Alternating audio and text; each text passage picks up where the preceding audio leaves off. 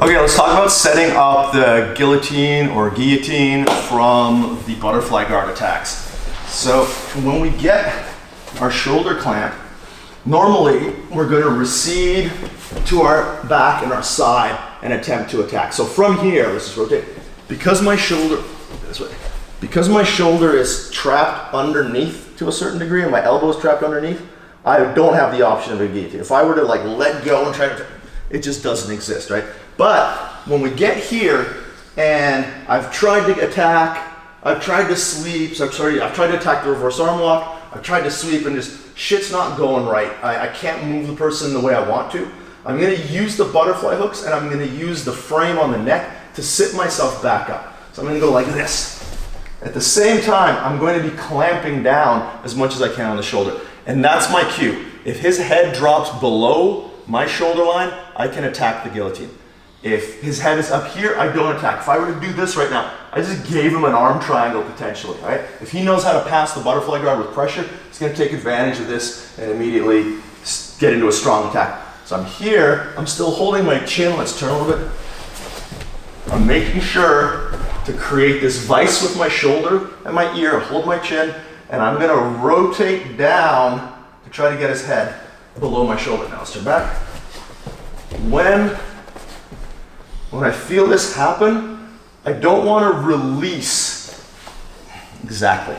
And I don't want to try to shoot through because exactly. The way I'm going to attack this is my hand is going to go to the top of his head. So I'm going to cover his head. I was gable gripping or butterfly gripping. I keep the grip on my wrist and I check his head for a moment.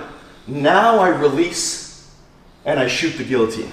So gable or wrist grip, cover the head. Now posture up.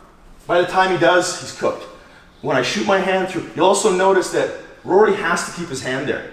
Take your hand off the mat, face plant, right? So we've gone over that already, but let's just make sure that we know this. I'm giving him constant pressure. He has to keep his hand on the mat. I cover, I shoot through, and I chin strap him. So lift your head up for me. I'm grabbing underneath his chin like this. I chin strap, and then I immediately fold against the end of the lever, being careful not to go too far. I do want to make sure that I'm closing my lat and not extending my body back. I'm just doing a row. Bringing my body weight, there's a bone back here, the occipital bone, where the skull meets the spine. That's where I'm trying to push down. There we go. I keep my underhook and I start moving across. Let's rotate. I start walking my fingers across the back.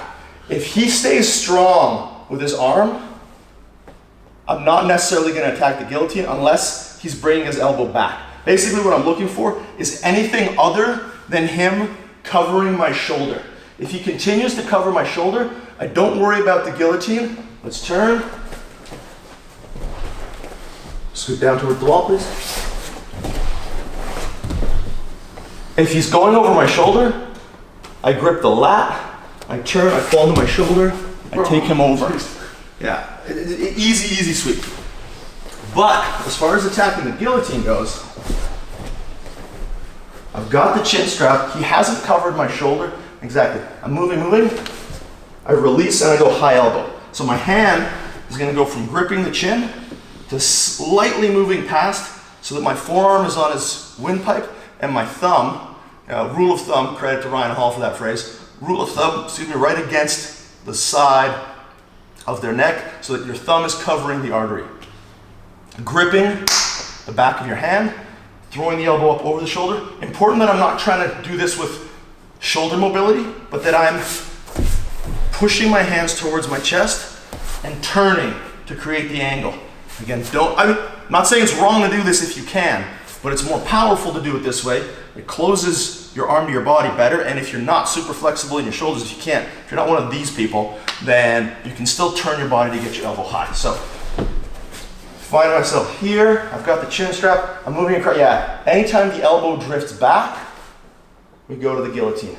It's important, again, that I'm constantly putting pressure, so let's rotate back here, that I'm constantly putting pressure this way so that this hand stays put. If I sit up neutral, and he can hand fight, yeah, it's gonna be an issue. So I have my underhook, I'm driving this way, and as he resists back, I release and I go high elbow. Let's turn this way. When we go to the high elbow guillotine, because we have both, so I'll do this as relaxed as I can. Because we have both butterfly hooks in, we don't have the luxury of going leg across the back to prevent your partner from rolling. So let's turn this way.